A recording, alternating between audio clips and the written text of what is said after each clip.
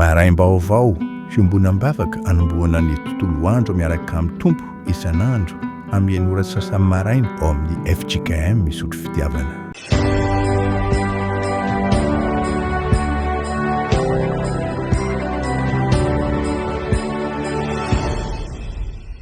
Ampifaliana trano javana malala ny mbonantsika eto an-tranon'Andriamanitra amin'ny ity maraina ny 9 janoary 2024 ity. Manonona ny fahasoavana ao amintsika rehetra. Nde hiomana amin'ny fiderana isika ny salamo 5:10. Salamo 5:10 andiny voalohany hatramin'ny fahasivy no imbonantsika. Salamo 5:10 andiny sivy voalohany mitsangana derao ny tompo Andriamantsika.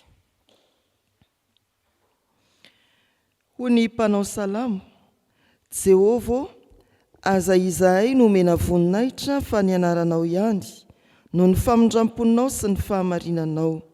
Nahoana ny jentilisa manao hoe aizay Andriamanina, nefa ny an-danitra Andriamantsika efa nanao izay sitrapony rehetra izy. Volafotsy sy volamena ny sampiny ireny, asan'ny tanan'olona. Manambavy izy fa tsy miteny, manamaso izy fa tsy mahita, manantsofina izy fa tsy mandre, mananorona izy fa tsy manimbolo, manantanana izy fa tsy mandray, manantongotra izy fa tsy mandeha, ary tsy mahaleo peo ny tendany. Ho tahaka azy izay manao azy izay rehetra matoky azy. Ry Israely io matoky an'i Jehova, heriny sy hampingana izy. Amen. Nde hivavaka isika. Faly tokoa ny fonay Andriamanitra, raha antsoinao hiondrika eo anatrehanao, hanaza sy hanome voninahitra ankalaza ary saotranao. Ianao ihany no Andriamanitra manatsofina ka mandre, mihaino ny vavaka asandratry ny fiangonana, mihaino ny taraina atolotry ny fiarahamonina. Misaotranao zahay Andriamanitra, ny amin'itony fotoana maraina itony, izay ahazahoanay mbola miantoraka aminao tokoa. Ary satria masina sy be voninahitra ianao, dia miariary eo anatrehan'izany ny matsinontsinona anay, ny mampanota mahantra anay. Koa indreto ary izahay, mbola mangataka indray ny famindramponao, andrakotra ny fiainanay tamin'ny lasa. Hiasa ny ianao amin'izany famindramponao izany, ahatsiarovanay fa voavela heriko izahay raha tonga eto, ary afaka manatanteraka izao fotoana izao ao anatin'ny firaisana lalina aminao. Dia mangataka aminao koa mba hirahanao ny fanahy masina, hanambara aminay indray ny sitraponao, ahafantaranay fa ianao ilay Andriamanitra mahefa ny zavatra rehetra, dia tsy mizara ny fahefanao amin'ny Andriamanin-kafa. Misaotra Tompo ny amin'izay mbola hitenenanao aminay, mihaino izahay mpanomponao. Amin'ny anaran'i Jesoa, amen. Hanaraka ny vakin'ny soratra masina araka ny Korintiana 1:9 andininy 1 hatramin'ny 7 isika riavana. Amin'ny anaran'ny Tompo, ary ny amin'ny hena aterina amin'ny sampy, dia fantatsika fa manana fahalalana isika rehetra. Ny fahalalana mampieboebo, fa ny fitiavana no mampandroso. Fa raha misy manao azy ahalala, dia tsy mbola mahalala arak'izay tokony ho fantany akory izy. Fa raha misy tia an'Andriamanitra, dia izy no fantany. Ary ny amin'ny mihinana ny hena aterina amin'ny sampy, dia fantatsika fa tsinotsinona akory ny sampy amin'izao tontolo izao, ary tsy misy Andriamanitra afa-tsy iray ihany. Fa na dia misy aza atao hoe Andriamanitra, na ny any an-danitra, na ety an-tany, toy ny misy Andriamanitra maro sy tompo maro, nefa amintsika kosa dia Andriamanitra iray ihany, dia ny iray izay niaviny ny zavatra rehetra, ary ho azy isika, ary iray ihany ny tompo, dia Jesosy Kristy, izay nahariana ny zavatra rehetra sady nahariana antsika koa. Kanefa tsy ary manana izany fahalalana izany avokoa ny olona rehetra, fa ny sasany satria zatra amin'ny sampy mandraka ankehitriny izao, dia homana ny hena ka mahatsiaro azy ho zavatra naterina tamin'ny sampy, ka dia voaloto ny fieritreretany satria malemy. Amen. Ray masino, manamasinana amin'ny fahamarinana, ny teninao no fahamarinana. Amen. Mbola hitombo ao anatsika ny riavana ny fiadanana avy amin'ny fahalalana tsara an'Andriamanitra sy Jesosy Kristy tompontsika. Ny fanahin'ny tompo dia mbola ombantsika amin'ity fotoanan'ny soratra masina ity. Ny Korintiana voalohany toko 5:1 hatramin'ny 7 avery ny fandarana mofinaina amintsika rehefa avy niaraka tamin'izany isika ny alahady lasa teo. Mahefa ny zavatra rehetra ny tompo. Ato anatin'ity teksta ity no azontsika misintona aloha hevitra manao hoe Andriamanitra iray ihany no mahefa ny zavatra rehetra. Andriamanitra iray ihany no mahefa ny zavatra rehetra. Ao anatin'ny fiarahamonina misy antsika ankehitriny dia mbola betsaka mba tsy ilazana hoe mihamaro indray, ny matahotra hery miafina, ny milalao ody, ny miantehitra amin'ny sampy ary mikirakira ny atao hoe vintana sy ny zavatra manodidina an'izany. Tsy mahafoy na miverina amin'ny fomban-drazana sasany. Miantehitra koa amin'ny fahefana ara-panahy. Lazaina fa mahavita miaro ireny, na koa mampanankarena sy mampanambola na manasitrana. Fa toy izany tamin'ny fotoana ny nanoratany Paoly Apôstôly ity epistily ity nivantana ho an'ireo kristianina tany Korinto. Tanàna feno sampy, fivavahana maro ary hery heverina fa azo ianterana sy ametrahana fitokisana raha miatrika ny fiainana andavanandro. Ao anatin'izany Paoly Apôstôly no mampianatra ary mamaly amin'izay mamaky ny soratra masina no hoe iza marina moa no itokisana ary iza no tena mahefa. Ny sampin'ny Korintiana ampifanatrihan'ny Paoly Apôstôly amin'ny Andriamanitra mahefa ny zavatra rehetra. Ny sampin'ny Korintiana sy ny fahefany, hoy Paoly eo amin'ny 4 manao hoe amin'ny anaran'ny tompo, fantatsika fa tsinotsinona akory ny sampy eto amin'izao tontolo izao ary tsy misy Andriamanitra afa-tsy iray ihany. Fantatsika fa tsinotsinona akory ny sampy eto amin'izao tontolo izao ary tsy misy Andriamanitra afa-tsy iray ihany. Izay ho ambaran'ny Paoly eo amin'ny 4. Ho an'ny Korintiana, maro ny Andriamanitra lazaina ho tompo, maro ny hery atahorana, kanefa ireo rehetra ireo dia zavatra noforon'olombelona arak'izay Salamo 10:10 no vakiana tamintsika ny arantsika namaky ho fiterana tany am-piandohana. Tsy mananaina na fahefana marina, manambava tsy miteny, mananorona tsy manombolo, manatsofina tsy mandre, manantanana tsy mandray. Ampifanatrehana ny Paoly Apôstôly amin'ilay Andriamanitra mahefa ny zavatra rehetra, izany karazan'Andriamanitra samihafa tamin'ny tontolon'ny Korintiana izany.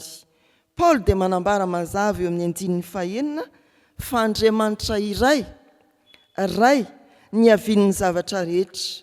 Ny tompo iray dia Jesosy Kristy izay nahariana ny zavatra rehetra. Tsy mizara ny fahefany amin'ny Andriamanitra, tsy izy ilay Andriamanitra mahefa ny zavatra rehetra.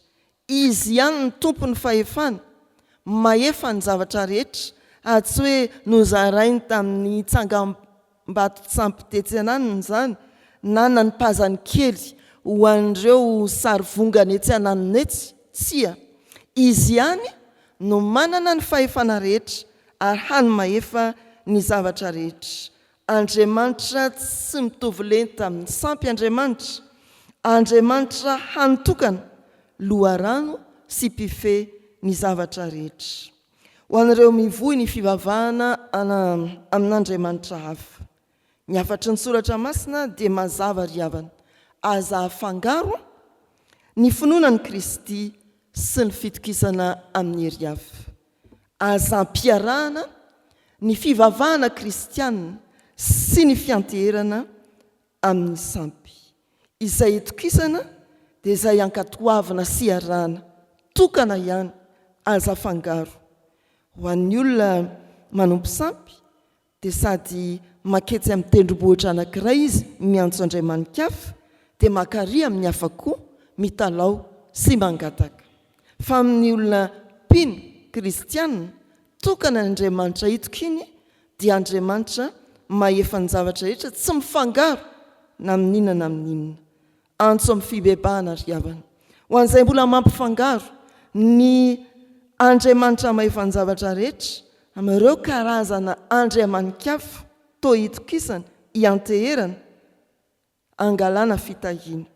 Antso amin'ny fibebahana amin'izay rehetra manolo na mararatsy ny toetran'Andriamanitra ao am-pony. Dia izao no hoe ialao. Izany fitokisana amin'Andriamanin-kafa izany. Ialao izay ao am-ponao mbola mibahana ny toeran'Andriamanitra ao am-pontsika. Fa fampaherezana ho an'izay mifikitra amin'ilay Andriamanitra mahefa ny zavatra rehetra. Hoy Paoly eo amin'ny 9:7. Nefa tsy ary manana amin'ny fahalalan'izany avokoa ny olona rehetra. Misy ireo mbola osy matahotra sy misalasala amintsika kristianina. Ho an'izay mifikitra amin'Andriamanitra irery, tsy mila matahotra hery hafa isika, efa resy ireny. Ho an'izay mifikitra amin'Andriamanitra irery dia tsarovy fa tsy mila mitady fiarovana-kafa intsony isika, ny tompo ny fiarovana mafy ho antsika. Mahazo miainam-pahatokiana isika, manompo an'ilay Andriamanitra mahefa ny zavatra rehetra sy miaro antsika amin'ny toerana rehetra, amin'ny fotoana rehetra. Ho fampitandremana ry havana, ny loza lehibe indrindra tsy ny hoe mitsangana etsy sy eroa ny tompo-tsampy na ny tsangam-bato-tsampy samihafa na voizina ny fivavahana mandahan'Andriamanitra. Tsia, na iraraka anarivo anjato analina ny fampianarana na hijoro etsy sy eroa aza ny tsangam-bato-tsampy. Ny tena loza dia ny hoe isika tonga miankohaka amin'izy ireny. Isika tonga resy lahatra ny fampianarana manohitra an'Andriamanitra. Avelao ho avy izay ho avy, avelao hitranga izay hitranga, fa isika kosa matoky fa Andriamanitra mahefa ny zavatra rehetra, ny Andriamanitra izay niantso antsika sy tompontsika, tsy mizara ny fahefany amin'ny Andriamanin-kafa izy. Fitaomana mampisaraka ny fo amin'Andriamanitra, tandremo, arovo ny fonao. Ny fampianarana manodidina ny finoana, mitaona ao amin'ny fanompoana ny zavatry ny tany, ny fitahiana, ny fahombiazana samihafa, tandremo, arovo ny fonao amin'izany. Ny fitokisana amin'ny hery tsy avy amin'Andriamanitra, ny fivakanana karazam-bakana samihafa, ny firavaka mitory, ny fitokisana amin'Andriamanin-kafa, fadio zany. Andriamanitra mahefa ny zavatra rehetra, ilay Andriamanitra niantso anao, ilay Andriamanitra tomponao, ao reny tsara ny finoanao. Aoka izy irery no tompo ny fontsika, tompo ny fahefana amin'ny fiainantsika ankehitriny sy amin'ny ho avy. Amen. Hivavaka isika. Tompo misaotra sy mankasitraka anao izahay, fa Andriamanitra tsy te hanandratsy tokoa ianao, ka mbola mananatra ny fiangonanao, mampahery ny fiangonanao, mba hiala amin'ny fitokiana amin'izay heverina ho mahefa ny fiainanay. Indraindray dia mbola voataona ny fahefan'ny sampy izahay, mbola voataona itoky amin'ny heriny tenanay ka manilika anao Andriamanitra eo amin'ny ezaka ataonay. Indraindray dia tena misy ny voataona ao amin'ny fiemorana, satria mahita ny famirapiratana izay aderaderan'ny Satana eo anatrehany. Amin'izany Tompo dia mangata-pamelana aminao izahay, mifona ary avaozy iorina marina ty anatinay. Ny finonanao Andriamanitra mahefa ny zavatra rehetra ary tsy mizara ny fahefanao amin'ny andro emanin-kafa. Misaotra anao no ny fisian'ireo kristianina mahajoro na manahoana herin'ny fampianarana mitaona ao amin'ny finonan-kafa, na toinona ny zavatra hitany maso, mitady hisarika ny saina, tsy hanompo anao Andriamanitra. Tompo, mbola hampahereza izahay iorina tsara ary ilofo amin'ny fanomponanao Andriamanitra mahefa ny zavatra rehetra, ary atsiaro ahita vokatsoa amin'izany raha mifikitra marina aminao. Misaotra anao no ity fotoana ity ahafahanay miompoam-panahy, mametraka ny tontolo andronay eo am-pelatananao ry Tompo Andriamanitray.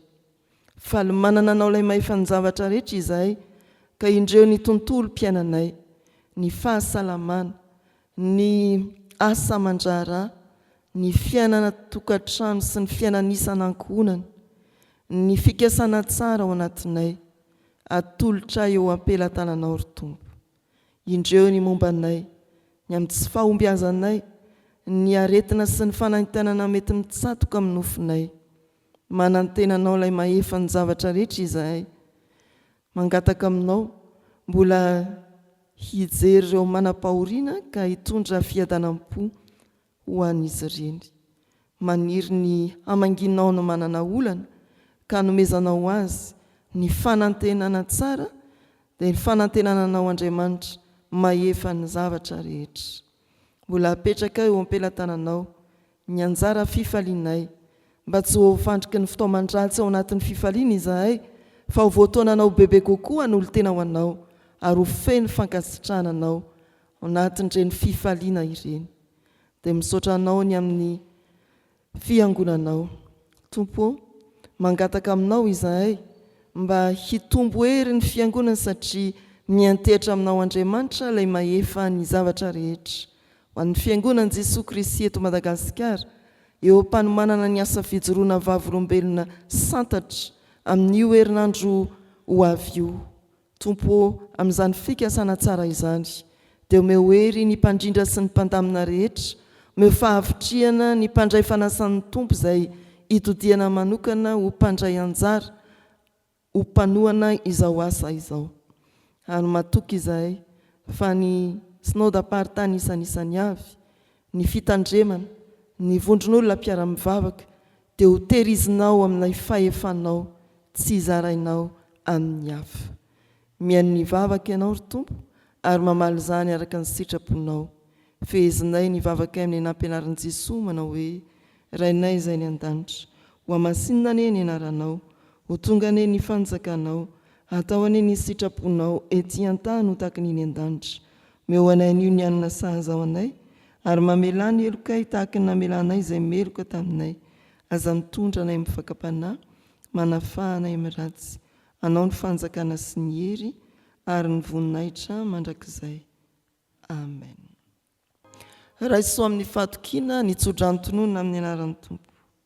Ny fahasoavan'i Jesosy Kristy, ny fitiavan'Andriamanitra Ray, ny hery sy ny firaisana amin'ny fanahy masina ho aminareo rehetra sy ny fiangonana manontolo hatramin'izao sy ho mandrakizay. Mandehana mahefa ny zavatra rehetra ny Tompontsika. Amen.